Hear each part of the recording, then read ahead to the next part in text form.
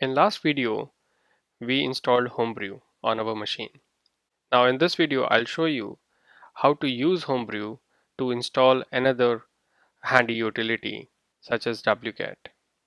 Wget is a Linux utility which is used to download files using FTP or HTTP protocols. So let me show you how to install it.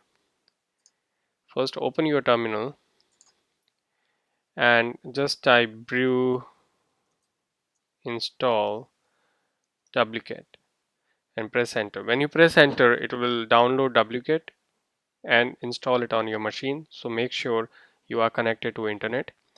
And since I already have installed it, so it is gonna give me a warning.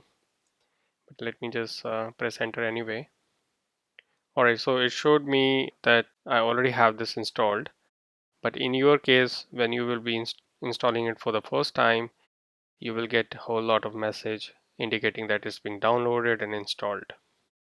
Once the installation is complete, you can check its location. You can go to user, local, and seller.